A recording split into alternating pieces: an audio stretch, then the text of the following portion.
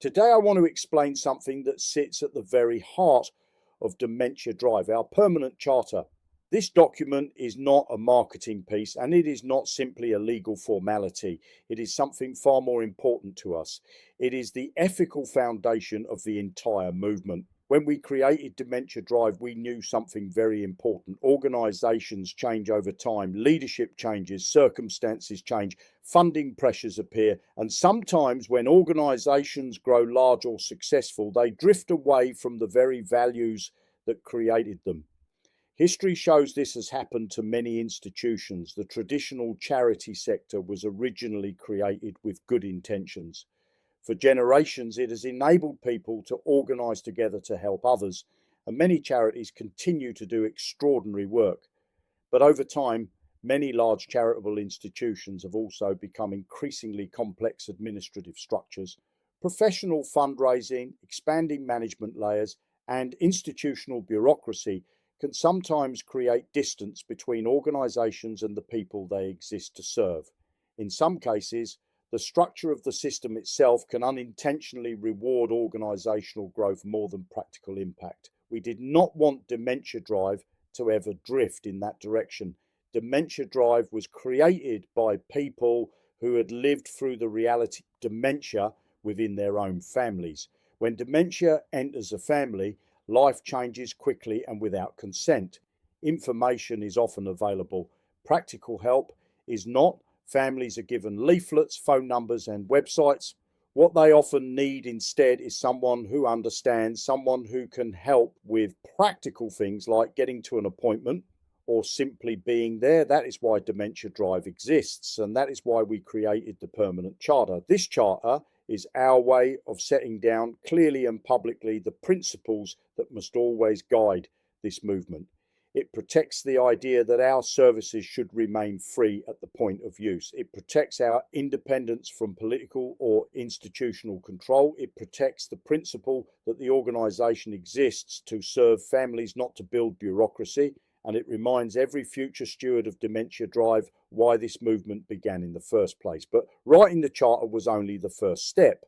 The second step was protecting its integrity, because a document like this only has meaning if it cannot simply be edited quietly in the future.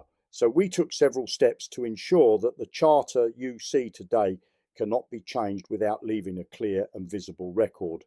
First, the charter was formally signed and witnessed, and the original signed document has been lodged with our legal advisors as part of the permanent record of the organisation. That means there is a physical archival copy preserving the exact text that was adopted. Second, we created what is known as a document integrity hash. Think of it as a digital fingerprint of the document. Using a recognised cryptographic method called SHA-256, the entire text of the charter produces a unique string of characters. If even a single letter in the document were changed, that fingerprint would change immediately. This means anyone, anywhere, can independently verify that the document they are reading today is identical to the one originally adopted. Third, the charter has been digitally time-stamped. This creates an independent record proving that the document existed in its exact form at a specific moment in time.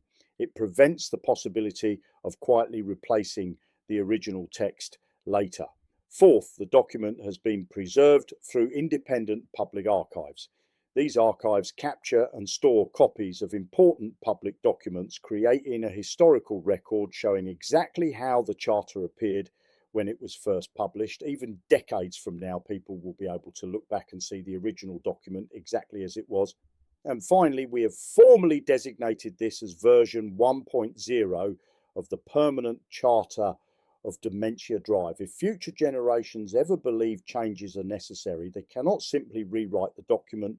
They would have to publish a new version publicly with a full explanation of what has changed. The original version will always remain part of the permanent historical record. All of this might sound unusual for a community organisation, but the reason is simple.